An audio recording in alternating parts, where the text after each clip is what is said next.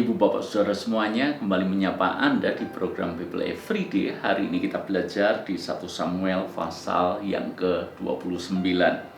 Di pasal yang ke-29 ini merupakan kisah di mana bangsa Filistin sedang berperang melawan bangsa Israel.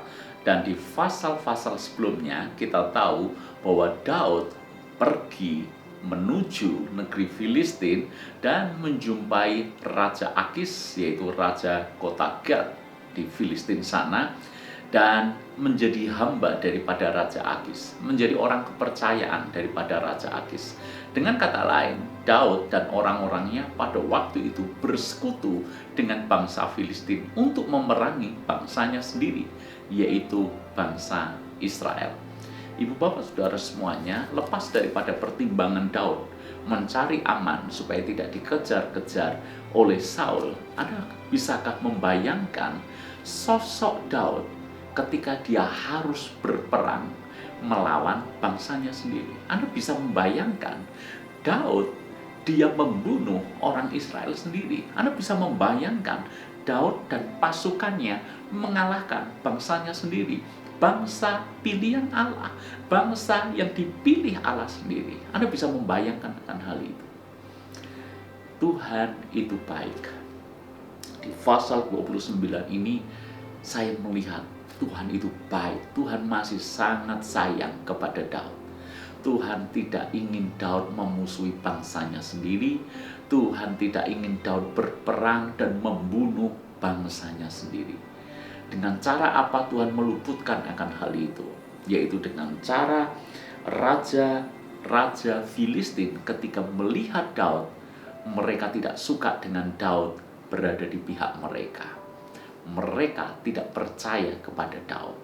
Makanya raja-raja Filistin ini berkata kepada Raja Akis bahwa lebih baik suruh Daud pulang saja.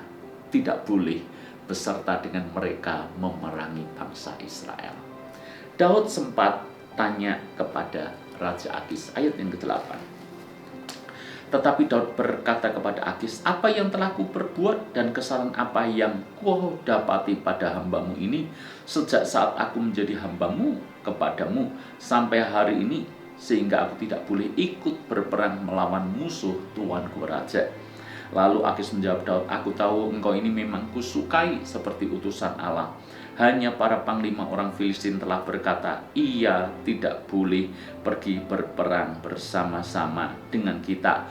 Jadi bangunlah pagi-pagi beserta orang-orang tuanmu ini yang datang bersama-sama dengan engkau. Bangunlah kamu pagi-pagi, segera sudah hari cukup terang bagimu, dan pergilah. Jadi ternyata Raja Akis pun mengambil keputusan untuk tidak menyertakan Daud dan orang-orangnya ke dalam peperangan itu, melainkan minta Daud pergi saja.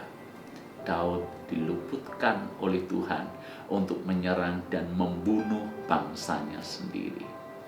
Ibu bapak saudara semuanya, mungkin Daud pada waktu itu kecewa. Mungkin pada waktu itu tidak seperti plan yang Daud buat. Tapi ternyata Tuhan menggagalkan rencana Daud justru untuk mendatangkan kebaikan bagi Daud sendiri pada akhirnya. Demikian pula yang seringkali terjadi dalam hidup kita. Ketika rencana kita tidak berjalan seperti yang kita pikirkan, tidak semulus yang kita planning, bahkan di tengah jalan menghadapi hambatan, bahkan di tengah jalan mengalami kegagalan, Tuhan bisa pakai semuanya itu untuk menyatakan rencananya yang indah bagi kita. Sebagaimana Daud diluputkan Tuhan membunuh bangsanya sendiri. Demikian pula halnya dengan kita. Ketika kita melihat satu pintu tertutup, kadang-kala itu cara Tuhan melindungi kita supaya kita tidak masuk melalui jalan pintu itu. Ketika kita melihat ada hambatan sehingga kita harus putar balik atau kita mencari jalan lain, itu mungkin cara Tuhan untuk menolong kita, melindungi kita, menyelamatkan kita. Yang paling penting adalah ketika kita hidup punya relationship yang bagus dengan Tuhan, Tuhan akan menetapkan langkah-langkah kita. Termasuk ketika sepertinya gagal, ketika sepertinya ada hambatan, ketika sepertinya tidak berhasil, itu adalah bagian daripada cara Tuhan untuk mendatangkan kebaikan bagi kita. Di titik ini, belajarlah untuk percaya apapun yang Tuhan kerjakan bagi kita itu baik adanya. Tuhan berkati.